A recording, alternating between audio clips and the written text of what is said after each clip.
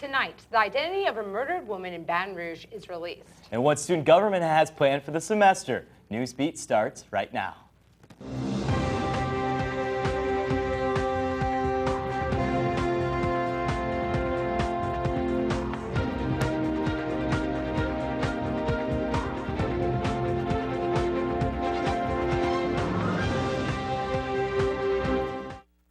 Good evening, I'm Jackie Massey. And I'm Cody Krupp, filling in for Michael Edmondson. Thanks for tuning in tonight. Baton Rouge police say the woman found murdered this weekend has been identified. 30-year-old Brooke Ashley Crawford of Baton Rouge was found shot and partially nude near the 1500 block of Gracie Street. She has been arrested multiple times for the prostitution. This wooded area is known for sites of drug deals and prostitutions, and April West says no one goes in that area. And if someone is there, you know why. She says before Christmas, someone tried to break into her house and fired shots into her kitchen. The murder investigation is ongoing. A few possible GOP presidential candidates are already speaking out about the 2016 election. Some prominent politicians like Sarah Palin and Rick Perry made appearances this weekend to touch on the topic. Mary Moloney reports on Republican campaign speeches that took place in Iowa. Possible candidate after candidate spoke at the Iowa Freedom Summit in Des Moines Saturday. New Jersey Governor Chris Christie tied his message to Midwest values. If the values I'm fighting for every day in New Jersey and all across this country are not consistent with your values, then why would I keep coming back? I wouldn't. I do because our values are consistent and we're fighting together to make this a better country. Former Texas Governor Rick Perry and Senator Ted Cruz took the opportunity to jab at President Barack Obama. I've been thinking a little about 2016. After 6 years of the most divisive president in our modern history, I believe Americans are looking for leaders who will bring the country back together. Cruz slammed the president for missing the Unity March following the terrorist attacks in Paris 2 weeks ago. You cannot fight and win a war on radical Islamic terrorism if you're unwilling to utter the words radical Islamic terrorism. Former Pennsylvania Senator Rick Santorum called President Obama inexperienced and raw. The crowded field drew comment on Sunday morning talk shows. I think what makes this such a difficult race to cover is the complete absence of a real front runner. But who is the serious candidate? Former vice presidential candidate Sarah Palin appeared to be dipping her toes in the water. When I pressed her whether she's ramping up her national political operation or anything like that, she said she is not. It's just an idea. And the possibility of a Donald Trump candidacy? Oh, it's a total scam of pretending to run for president. I'm Mary Moloney, reporting. A number of notable Republicans were missing during the speeches, like Mitt Romney, Mark Rubio, and Jeb Bush. Analysts expect Hillary Clinton will be running as a Democratic candidate, but she hasn't made an official announcement on her plans just yet. Governor Bobby Jindal hosted a prayer rally Saturday at the Pete Maravich Assembly Center rather than joining his fellow Republicans in Iowa. Some Louisianans believe the spiritual revival was a way to gain support for the upcoming 2016 presidential election, even though Jindal says the gathering was for prayers, not politics. Even though thousands attended, a large group protested outside against the American Family Association, which hosted the rally. AFA is a Christian group based in Mississippi, and protesters say AFA is considered a hate group and anti-gay. Jindal has not yet made an official statement about running for president. LSU student government only has a few more months in office, and Tiger TV reporter Sarah Lofdale has a story of what they plan to accomplish before time runs out. As the spring semester rolls in, student government is preparing for their last few months in office. Student government President Clay Tufts has plans for the new budget deficit. This semester we have a unique challenge that really no other student government administration has faced, and we're going to be on the front lines dealing with the ongoing budget deficit crisis. Clay has been thrusted into conversations about it, and he's trying to see how this deficit is going to impact the student body. I'll be acting in an advocacy role for the students and making sure that LSU students and LSU in general has the least impact of the budget deficit that it could be. Besides the deficit, student government is also in charge of a very popular event on campus. Everybody looks forward to our springtime concert series, Groovin', and we're very much in the planning process for that. The Next Step ticket has been in office since April of last year. Already, they've accomplished some of their goals with the Everybody tent that provided food and water for the homecoming game. But their most proud accomplishment has been the senatorial debate held here on campus. Being on the panel for the debate, that was a really cool experience, and being able to set up that whole process and really being able to ask the candidates about questions about how they would address LSU and LSU student needs when they were in office. The debate was widely viewed across the state, and it was a great exposure for not just LSU, but for LSU student government. What we're most proud of is really being able to engage the student body we have now, and being able to be in a position where we're able to help them and provide them services to make their college lives as easy as it can be. For Tiger TV, I'm Sarah Lofdahl. Student government is really growing at LSU, and they're trying to involve all students in the aspects of campus. Now to Kristen Bertel with what we can expect for temperatures this week. You know, Cody, I just want to hang out on the parade grounds, maybe throw a Frisbee. Yeah, I took a Snapchat to my friends back in Wisconsin today. It said 76 degrees with the sun out. Getting that vitamin D, can't complain. But Kristen, tell us more. Hey Tigers, I'm Kristen Bertel with tonight's weather forecast. It's going to be a chilly night here at LSU with temperatures dropping in the low 40s. Tonight you can expect a combination of clear skies and a 0% chance of rain and a light breeze with wind speeds traveling up to 3 miles per hour. Moving on to tomorrow's forecast. Wednesday is going to be a beautiful and sunny day on campus. We'll have highs in the upper 60s and lows in the mid 40s. Wind speeds will be at 6 miles per hour and we'll have a 0% chance of rain. A perfect day to hang outside in the quad or at the parade grounds between class. Just be sure to bring your sunglasses. All right, so moving on to Thursday, you can expect to see a little higher temperatures in the 70s. It's going to be a little cloudier than Wednesday with the wind speeds picking up at 10 miles per hour. There's also going to be a 10% chance of rain and a 72% humidity. So this may be a good day to wear your hair up, ladies. That's all I have for now, but I'll be back later with a 7-day outlook. Back to you at the desk. Coming up after the break, Cody will fill us in on how Tiger athletics are doing. So is there going to be a game this week or something? Oh, there's some big games. Starts tomorrow, but I guess you're going to have to wait till after the break to find out that in sports. Hello, everyone. My name is Cody Krupp, and welcome into sports. A strong week on the road for the LSU men's basketball team. A blowout victory in Gainesville for the first time in 6 games against the Gators. And an overtime victory Saturday against the Commodores. The Tigers return home for their next 4 out of 5 in the friendly confines of the PMAC. It begins Wednesday with South Carolina making the trip from Columbia, and LSU is currently 15-4 with a 4-2 record in league play. A big part of the recent success has been forward Jordan Mickey, coming off a career-high night in Nashville with 25 points and 11 rebounds. For the talented sophomore, it's just about winning. For our team, it says a lot that we're resilient. We're a pretty composed team down the stretch. We didn't make too many mistakes down the stretch. We were able to make some shots, get some rebounds to help us win the game. It is set up for us to take off. We just have to come out and play our game and try not to look to that stuff. We just play our game and do what we know how to do. So we know they'll be physical. We know they'll be tough. They'll play with a sense of urgency, and they certainly have a core group of veterans that's on that team that have some experience under their belt, and we certainly have to be up for the challenge. We're hopeful that our past week that we've continued to grow as a team. Each year, the Baton Rouge area showcases some of the best young talent in all of high school football. One of those special players in the early 90s was former NFL Man of the Year and All-Pro Warrick Dunn. The former Catholic star was back in the Bayou presenting his annual Warrick Dunn Award to the area's best high school football players. Highlighting the nominations were LSU recruit and U-High's Nick Brissett, and many question whether the 4-star will switch to Texas in the latter leg of recruiting. And then there's Manny Miles, the quarterback of U-High. The winner, though, it's Nick Brissett. And here's the Warrick Dunn recipient himself with nothing but praise for the people who helped him achieve this goal. It's an honor. I just want to give it up to my family just for pushing me, my coaches, my offensive line, my school, the alumni. I can't even speak right now. I'm so blessed to be in this position.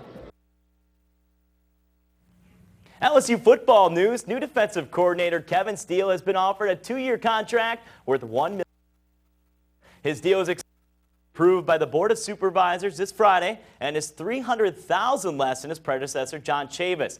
This is expected to knock the Tigers out of their title as the highest paid coaching staff in college football. Spring game date has been set, and LSU fans will be able to see the purple and gold hit Tiger Stadium on April 18th.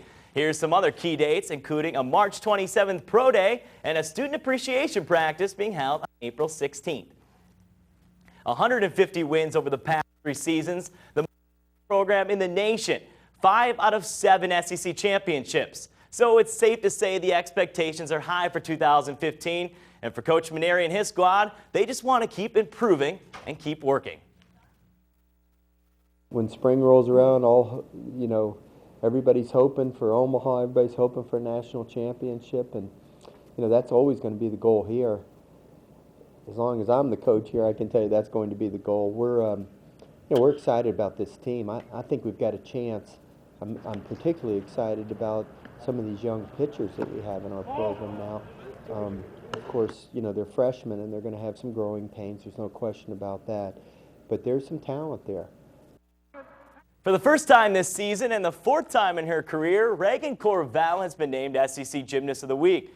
Corval posted the highest all-around score in the nation in LSU's season-opening victory over Missouri, and it was her 22nd overall title in her career, putting her 2nd in program's history. The Baton Rouge native will lead her number 2 ranked team into the Metroplex Challenge this weekend with a field that includes number 1 Oklahoma. That is all for sports, but stay tuned. I'll be back on the desk with Jackie bringing you more Newsbeat after the break. Thank you so much, Cody, for that sports update. Coming up next, some information on a new flu strain this season and what makes it unique and how certain students have to be on a special schedule in college. Welcome back, Tigers. The Centers for Disease Control, also known as the CDC, has its work cut out for it this year as a new strain of the flu is taking the country by a storm. The CDC has announced that the most common influenza viruses circulating now are influenza H3N2. The H3N2 strain has resulted in double the rates of hospitalizations and deaths. This H3N2 strain is not covered the strain that we're seeing in patients this year. The flu vaccine has been estimated to be about 60% effective this year by the CDC. Not as good as in the past when it's usually 80% effective or above, but still more effective. Should wash their hands frequently, cover a cough, and stay home when they're sick. When students first go to college, the last thing they think of is their health. But for some, that isn't the case. Starting college can be an exciting yet scary prospect for any teenager. But what if you're not only moving away from home for the first time, but moving away from your support system and the people who keep you healthy and safe? According to the American Diabetes Association, that's a real concern for almost 8,000 kids going off to college. For a diabetic, you have to learn time management as far as your eating schedule as well. I feel like for a lot of students, you can just eat whenever you can. And for a diabetic, you have to have a schedule, because if not, you will throw off your numbers. That's where the College Diabetes Network comes in. Since 2009, chapters of this nonprofit organization have been popping up on college campuses all over the country to help teens with diabetes manage the transition into college. We want to raise awareness and get rid of the myths about diabetes and make sure that everybody's a little more aware and that the world's a little nicer. At the University of Georgia, Mindy Bartleson runs the Dogs for Diabetes chapter. The group has about 30 active members and regularly holds informational meetings for any student interested in learning more about the disease. It's nice to know that there's other people going through the same thing that you're going through at college. Holly Furfer, CNN, Athens, Georgia. For more information about diabetes health in college, visit collegediabetesnetwork.com. Coming up after the break, we're going to expect some sunny weekends. Oh, I can't wait. And we'll also be hearing about a unique addition to the campus church. We'll be right back. Christ the King's newest priest doesn't want to be known as the rapping priest, but hopes to spread God's message through the music. 27-year-old Joshua Johnson is the youngest priest in the Diocese of Baton Rouge. Johnson says he never liked the Catholic Church growing up, but ended up following his calling after years of trying to avoid it. He now hosts a hip-hop radio show called Tell the World, as well as having a YouTube channel. Johnson says some people don't agree with bringing Christ and rap together, but believes this is what God called him to do. Here's Kristen to fill us in on the weather. Kristen, please tell me I'm going to be getting a tan in the near future. Is that true? Actually, Cody, your best day to get a tan would probably be today or tomorrow. This Saturday, it's actually going to rain all weekend. But coming up this week, we're going to see temperatures remaining in the 60s and 70s. It's going to get a little cloudier and windier as the week goes on. But overall, you can expect weather to stay pretty similar to today's forecast. Coming up this weekend, looking at mostly cloudy, overcast skies and some heavier winds picking up. There's going to be a 20% chance of rain for this Saturday and an 80% chance of rain for this Sunday. It's probably going to be a good weekend to stay in and watch some Netflix, which is what I'm going to be doing. But whatever you do, be sure to follow LSU Tiger TV on Twitter for the latest and greatest in LSU news. That's all for the weather tonight. Thanks for watching. When we come back, I'll let you know what you can expect in politics in Louisiana. Hi, everyone. I'm Jackie with the somewhat political, opinionated segment. Buckle up, everybody, literally, because I'm back with more Bobby Jindal news. During an interview with ABC, Jindal was asked if leading a prayer rally at LSU was a good idea. He replied by saying that, quote, "I think we are a diverse country. Obviously, a majority of our people are Christian, but we don't discriminate against anybody." He also added that the event gathered people from different races, backgrounds, and political parties. In my opinion, when Bobby Jindal went on stage to give his speech, he sounded like he was somewhat preaching. I almost expected him to say WWJD. What would Jindal do? But instead, he had said something about planting the seeds of the gospel. I don't think this is a good move for him politically because other religious people might think that he's discriminating against them. During his ABC interview, Jindal also discussed other things like gay marriage. He said he would support a constitutional amendment that prevents states from recognizing same-sex marriages. He said, quote, "I am proud that in Louisiana we define marriage as between a man and a woman." Honestly, his stance on gay marriage is risky for his presidential campaign, which, by the way, is not official yet. 3 states now have same-sex marriage, so that statement may hurt him. However, Jindal's governor performance is pretty good. According to pollster Wes Anderson, 46% of people are happy with his job performance, while 45% disagree. Apparently, the younger crowd seems to like him, although that didn't seem to be the case during the prayer rally this weekend. The poll states that about 55% of people under 45 like him, while 41% are unfavorable. The poll also looks at the governor's race this year. What would Louisiana do without Jindal? Well, this year, U.S. Senator David Vitter will run for the seat. It shows that about 28% of people approve of him, while 27% approve of possible candidate Mitch Landrieu. Landrieu also has similar commitment issues like Jindal when it comes to campaign announcements. But can the Landrieu family really say no to an election opportunity? Maybe he'll redeem the family name. After all, his sister did lose the Senate seat. That's all I have for today. Thanks for listening and stay tuned for next week's political update. We'll have more info about the Miss Universe contest coming back after the break.